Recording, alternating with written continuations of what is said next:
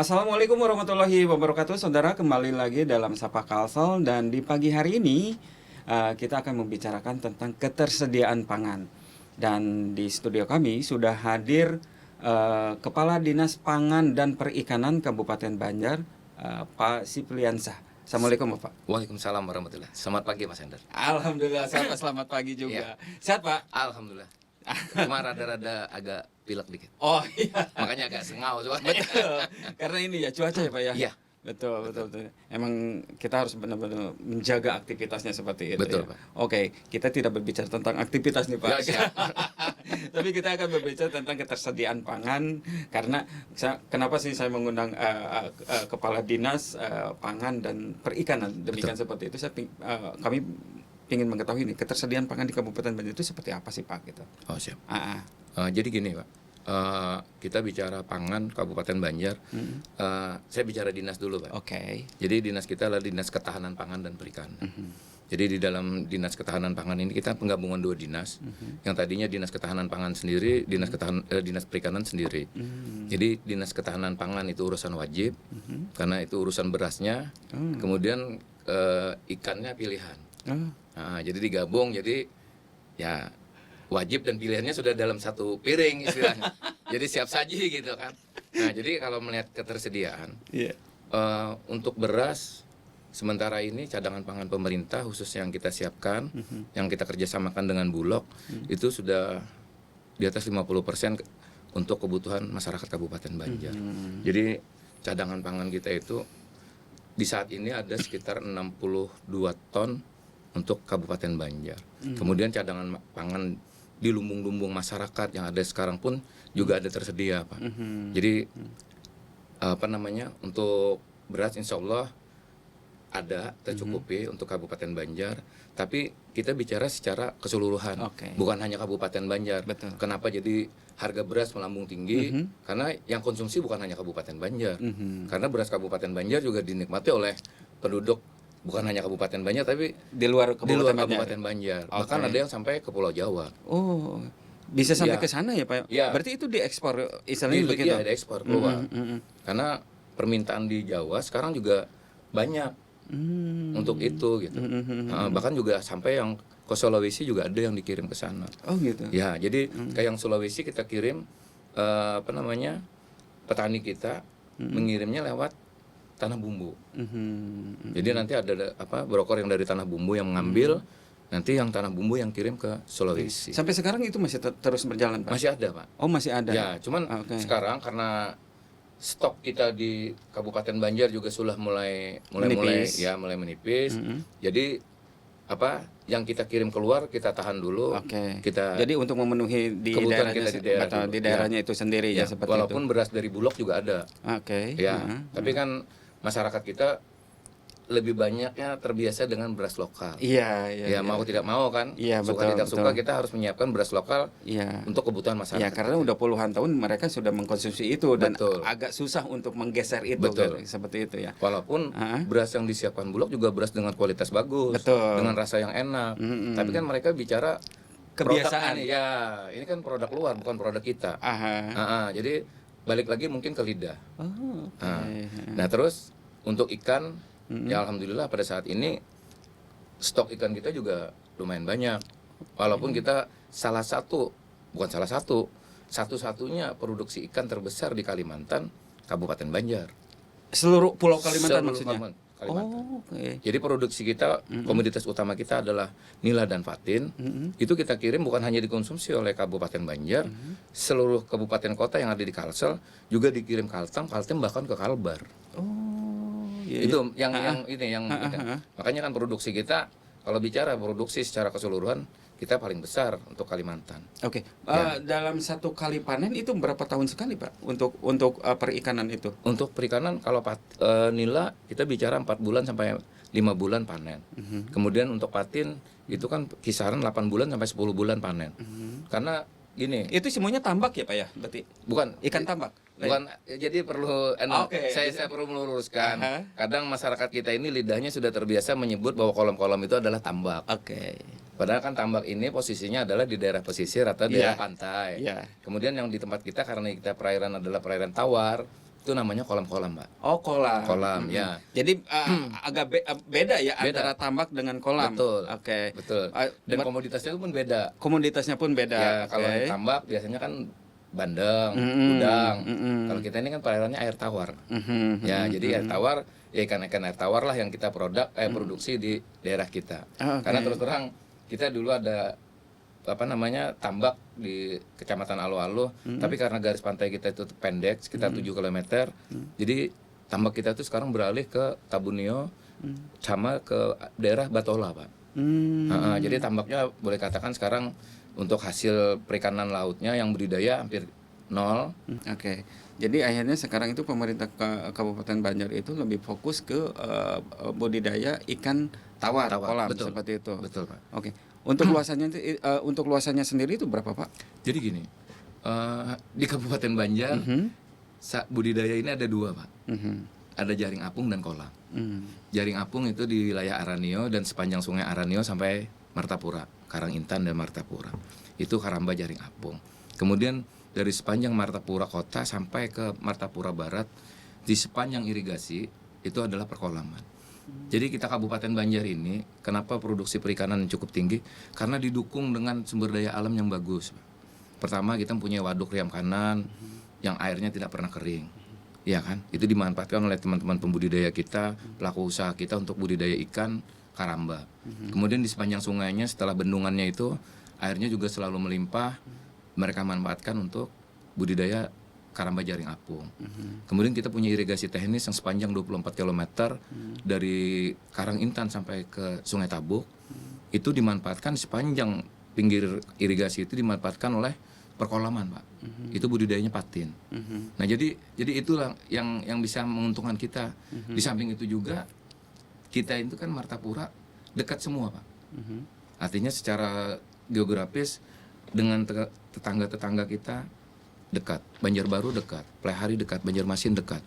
Kemudian untuk pengiriman ikan kita punya bandara dekat, punya pelabuhan dekat. Oke. Jadi berarti untuk pemasaran itu sangat mudah gitu ya, Betul. aksesnya itu sangat mudah. Betul. Oke, kita tahan dulu, Pak. Kita akan kembali saudara setelah jeda iklan berikut ini.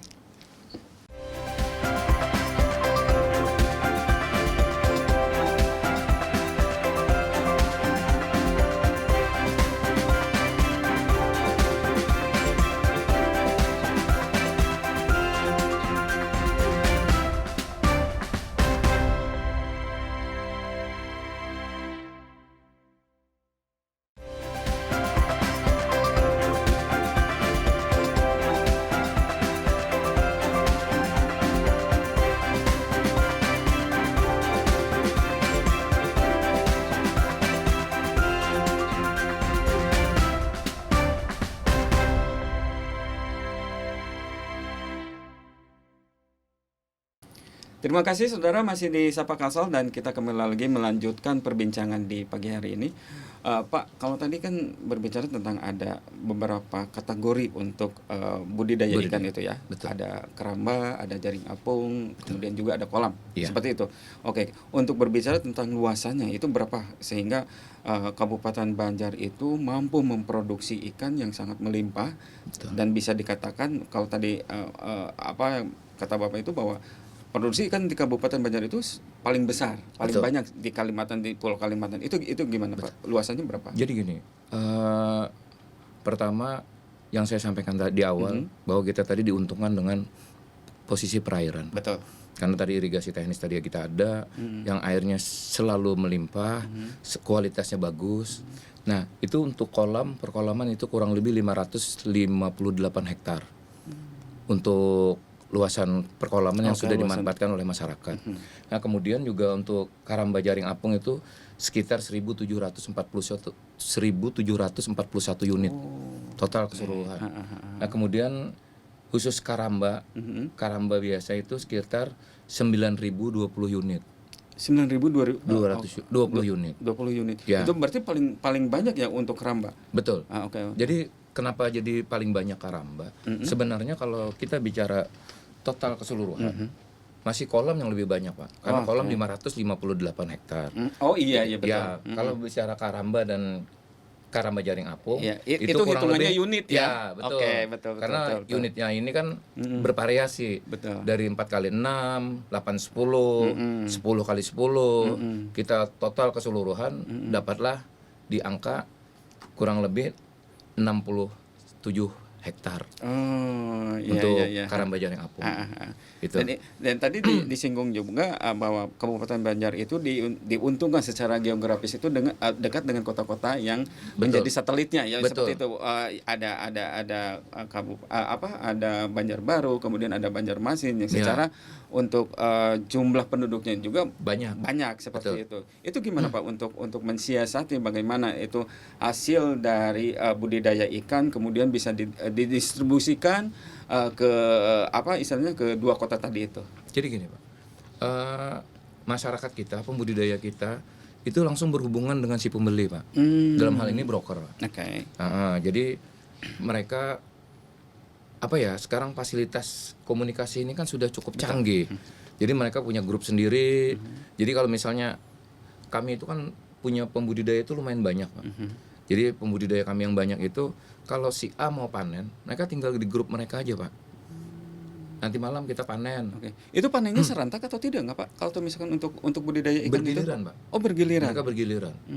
Karena kalau misalnya sekaligus, mungkin kan nanti harganya akan jatuh. Oh iya, Balik berkaitan lagi dengan ke situ. harga ya. Oke.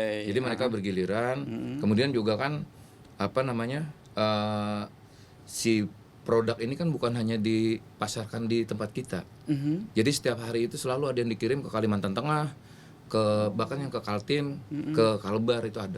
Oh, itu bisa dipanen. Dipanen. Ya. Jadi istilahnya tidak putus pada saat panen raya boleh dikatakan. Enggak, Kalau padi kan ada mungkin seperti itu ya. Oh, jadi gini, mereka itu kan hari ini panen, besok panen. Ketersediaan ikan itu makanya selalu ada Pak. Oh iya, continue berarti. Ya. Dan itu emang dijaga seperti itu. Kan kalau misalnya kita seperti yang Bapak sampaikan tadi, seperti kita pertanian, panennya bareng-bareng, harganya ambruk, begitu kita habis stoknya, mau tidak mau kan mengirim dari luar. Dengan harga yang pasti lebih mahal. Biasanya kalau misalkan itu terjadi, misalkan ini berbicara tentang padi, ketika itu panen raya, maka harganya itu akan turun ya, seperti itu. Betul. Berarti salah satu siasatnya ketika itu setiap hari ada, berarti itu untuk menjaga stabilitas harganya juga. Iya. Oke. Jadi makanya artinya kalau orang bicara kita kekurangan ikan, terasa saya mustahil. Karena terus terang target produksi kita tahun ini 54.000, sementara realisasi tahun kemarin itu di 2023 itu kemarin adalah 49.000 walaupun ada penurunan. Karena kemarin kan kita pertama kemarau panjang. Kemudian juga kematian massal.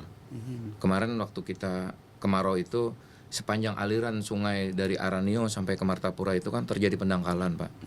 Artinya selama ini mereka berbudidaya sudah puluhan tahun terjadi endapan lumpur Pak, baik itu dari sisa makanan maupun dari kotoran ikan. Nah itu yang berpengaruh terhadap kualitas air. Jadi apabila debit airnya turun, pasti akan berpengaruh terhadap budidaya di sepanjang sungai itu. Itu kemarin. Itu jadi permasalahan bagi kita. Artinya secara garis besar itu PR bagi kita Pak. Artinya bagaimana nanti supaya ini jangan terulang lagi. Ini kan artinya hampir berulang Pak. Betul. Artinya nanti begitu terjadi kemarau panjang, air bermasalah, budidaya terganggu lagi.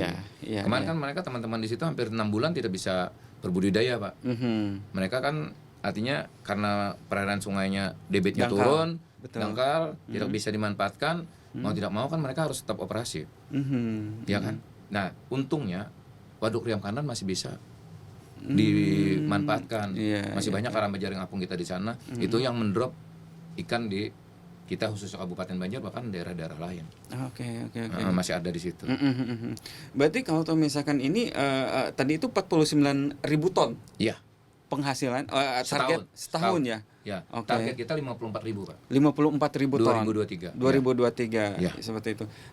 Untuk kapasitas itu sendiri pernah nggak mencapai overload gitu, misalkan dari target pemerintah misalkan mencapai 49 kemudian atau 54 kemudian dia melonjak ke 60, bisa nggak Pak seperti itu? Jadi gini, sebenarnya terjadi lonjakan itu sudah ada sebelum kita Covid Pak. Jadi sebelum kita Covid itu dulu target produksi kita itu masih di 24.000. ditarget 24.000, tercapai di 24.000, naik waktu itu. Terjadi kenaikan.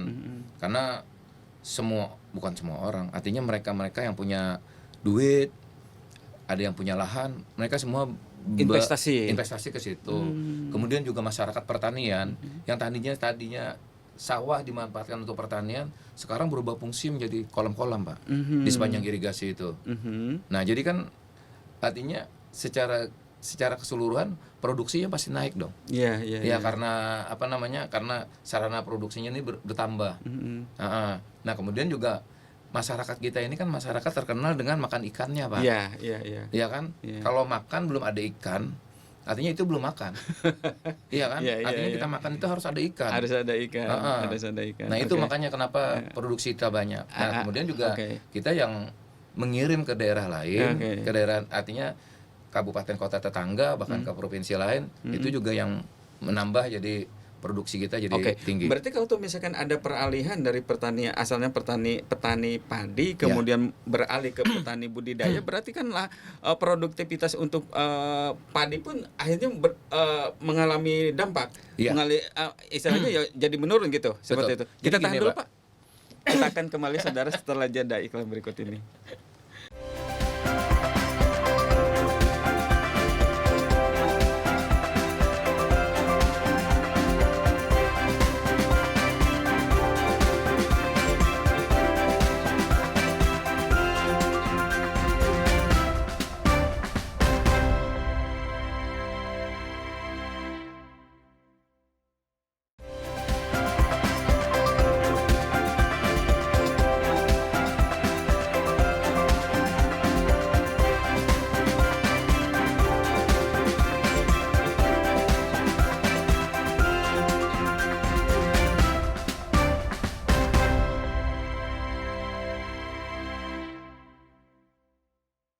Baik, terima kasih saudara, masih di Sapa Kalsel dan kita kembali lagi melanjutkan perbincangan di pagi hari ini.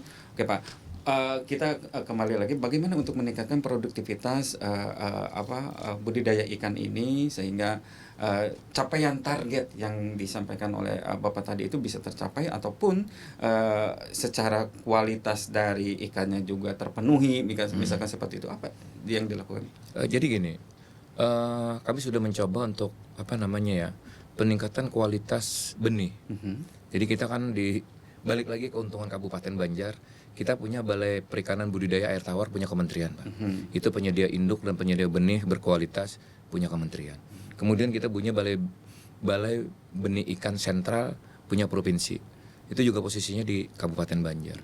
Kemudian kita Kabupaten Banjar sendiri punya Balai Benih Balai Benih Induk Ikan Karangintan, itu punya kita kabupaten. Itu juga menyediakan induk-induk, juga benih-benih yang berkualitas. Sementara masyarakat kita sekarang ini masih terkendala dengan benih yang berkualitas, Pak. Jadi dengan benih yang tidak berkualitas, kurang berkualitas, balik lagi ke produksi, Pak. Artinya mereka jangka waktu pemeliharaan yang semestinya nila bisa 4 bulan, ini bisa lebih, bisa sampai 5 bulan. Mau tidak mau berpengaruh terhadap pakan. Kemudian juga patin seperti itu. Patin yang semestinya bisa 8 bulan, mereka bisa sampai 10 bulan. Nah, inilah yang kami akan coba perbaiki.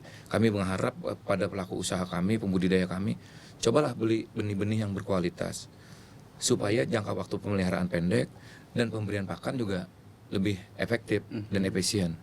Kalau dengan memanfaatkan benih yang berkualitas. Selama ini yang dirasakan oleh para pembudidaya seperti itu, permasalahannya apa, Pak? Ketika misalkan dikatakan bahwa wah ini kami rugi nih untuk panen kali ini gitu, seperti itu. Itu apa yang biasanya yang dirasakan oleh mereka atau yang dialami sama mereka itu? Jadi gini, yang dialami mereka sebenarnya rugi secara produksi sih tidak. Kadang perhitungan mereka yang salah, Pak. Ya, tadi yang saya sampaikan. Jangka waktu pemeliharaan yang semestinya 8 bulan untuk patin mundur sampai 10 bulan. 2 bulan ada selisih pakan yang harus kita berikan terhadap si ikan. Karena mungkin pemilihan benih tadi. Balik lagi ke situ. Ya, makanya saya bilang ke teman-teman kami di BBI, tolong disampaikan kepada pelaku usaha kita, khususnya pembudidaya dan juga UPR, Unit Pembenihan Rakyat yang kita bina selama ini, Pak, yang membenihkan mengeluarkan benih-benih untuk dibesarkan, itu supaya indukannya itu diperhatikan. Jangan yang semestinya ini adalah ikan untuk konsumsi. Kami istilahnya benih sebar, tapi dimanfaatkan menjadi induk. Kita kan tidak tahu asal usulnya. Betul. Nah, kami maunya benih yang disiapkan, calon induk yang disiapkan memang benar-benar calon induk, supaya menghasilkan benih-benih yang Oke. berkualitas. Berarti tidak untuk dikonsumsi, demikian Betul. seperti itu. Betul. Oke. Jadi kan saya sampaikan Ya berarti kalau demikian kalau misalkan induknya berkualitas, kemudian akan menurunkan benih yang berkualitas. Oke. Nah, balik lagi, jadi masyarakat kita kadang mindsetnya yang harus kami rubah juga. Mereka terbiasa beli ikan dari luar, benih dari luar. Kami biasa beli dari Sukabumi. Kita tidak tahu asal usul ikannya di Sukabumi itu dari mana indukannya. Atau karena mereka itu benih di luar itu lebih murah dibanding dengan benih yang ada di sini. Sama aja harganya. Sama aja. Ya, cuman dulunya mindset pembudidaya kita itu sudah terpola seperti itu. Bahwa benih yang didatangkan dari luar Kalimantan Selatan itu pasti lebih bagus daripada benih yang dihasilkan di kita. Cuman kan kita tidak bicara kondisi air di Sukabumi dengan kondisi air kita ini sama tidak gitu. Iya. Pasti akan berbeda kan secara geografisnya ya, itu, seperti Pak. itu. Dan itu air juga kan tadi berpengaruh juga ya, seperti Berpengaruh itu. terhadap daya tahan si ikan juga. Kenapa nanti pada saat pemeliharaan yang rentan di usia dari 15 hari sampai 2 bulan itu yang rentan kematian, Pak. Karena itu tadi mereka harus harus cukup waktu untuk beradaptasi terhadap perairan yang sekarang. Karena mereka mungkin kan di Sukabumi airnya bagus, Iya. artinya mungkin mengalir bagus, ya kan? Balik ke sini kita kan di di kolam-kolam kita di sepanjang irigasi, walaupun selama ini kolam-kolamnya mengalir, tapi kan kualitasnya belum tentu sama dengan yang di Jawa. Oke. Itu kan pasti berpengaruh terhadap si ikannya sendiri. Oke. Berkaitan dengan pakannya itu sendiri, apakah itu juga berpengaruh? Tadi yang dikatakan bahwa ada kelebihan overload pangan seperti itu, pakan seperti itu, dan pakannya sendiri itu juga berpengaruh terhadap nilai gizi bagi si ikan itu sendiri. Betul. Jadi gini, pembudidaya kami mengantisipasi dengan lonjakan harga pakan yang tinggi, mereka akan mereka melakukan pembuatan pakan mandiri istilahnya kami. Jadi mereka mencampur sendiri, artinya dedak, ikan kering, bungkil, tepung ikan. Mereka mencampur sendiri, mereka bikin sendiri. Itu yang dikasihkan ke mana? Ke sementara protein yang dihasilkan dari pakan itu sendiri kan kita tidak tahu berapa hitungannya. Kami pernah mencoba memeriksakan itu ke lab di Balai Perikanan Budidaya Air Tawar Mandiangin itu. Ternyata angka protein yang dihasilkan dari si pakan ini di bawah 20%. Sementara standarnya minimalnya itu harus 27%. Minimalnya 27%. Supaya pertumbuhan ikannya ini ya cepat besar.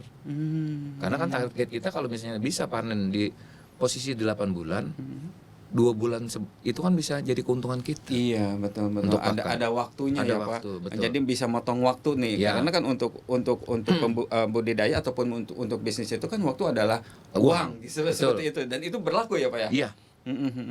Mau tidak mau kan? Iya, betul. Nah, tapi kan kita gini sekarang. Kami juga kami pernah berkoordinasi dengan kementerian. Bagaimana nih mengatasi harga pakan pabrik yang semakin naik.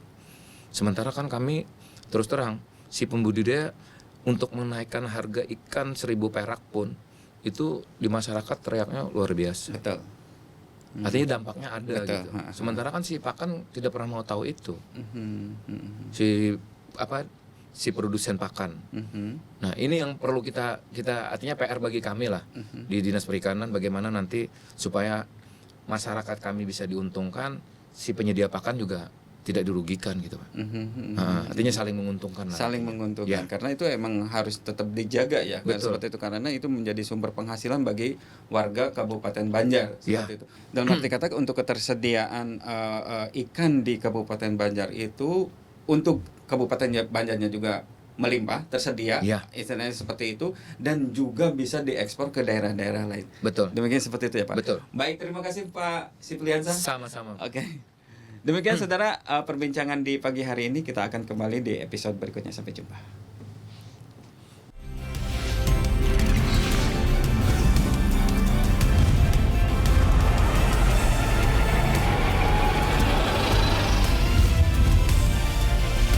Kompas TV, independen, terpercaya.